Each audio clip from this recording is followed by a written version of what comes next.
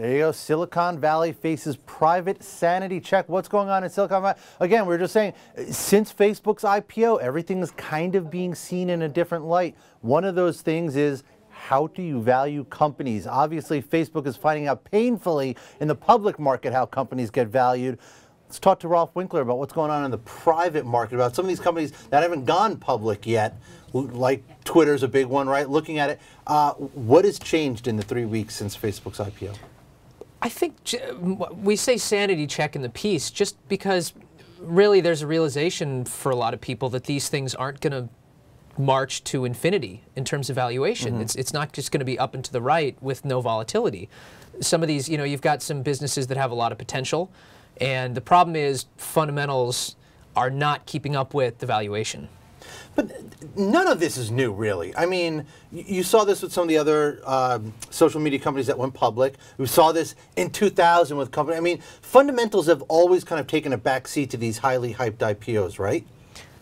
Yeah, sure. I mean, some people had said that this time is a little different because we look at businesses that have real revenue. Mm-hmm. I mean, even look at Twitter. Twitter's got a very large valuation at $8.4 billion as of last summer, but they do actually make money. The problem is they're not making enough yet to, I mean, it's not simply eyeballs, right? Yeah. But they're not making enough yet to necessarily justify that valuation, never mind trying to, for the folks like Prince Al-Walid who invested at that valuation, he's doing it with the assumption that he's going to, I mean, I got to think double his money because you've got a huge, there's got to be a liquidity discount. It's going to be a long time before he's going to be able to sell out. Mm-hmm. So you got to think you're going to do significantly well.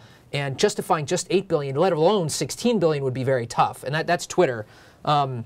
Living Social is another one where just in December they raised money at between $4 and $5 billion, which is, I mean, at the time, and we wrote it, it didn't make any sense. Yeah. Groupon is 5 times larger. Its stock, well, since then, of course, Groupon's stock has come down. Since last December, and Groupon is Living Social's nearest rival, nearest comp valuation, you'd want to say. After backing out the cash, it's only worth about a little, between $5 and $6 billion. And it's 5 times larger and now making a profit. Right. Living Social is not.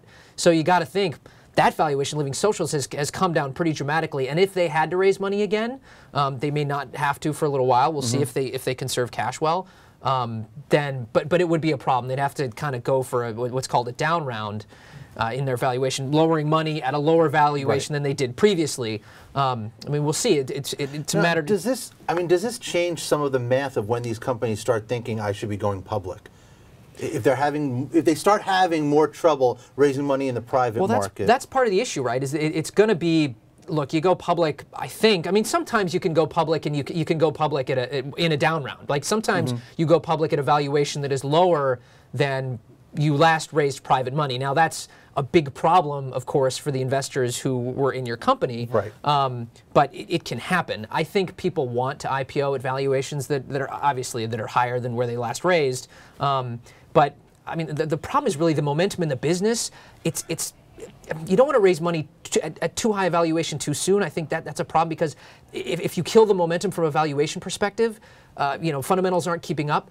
It can be harder to demonstrate to investors, to employees that, hey, you're going to get that rich payday. Yeah. Right? And equity is a great way that these guys are attracting employees. And, in fact, that's one of the competitive differentiators in startups these days is who has the best people, right? And if to attract those people, you need to promise them rich equity rewards, but that payday is going to be a lot farther in the future than you thought. That could be problematic. How long will it be until we know whether this sanity check is temporary madness or if this is something real?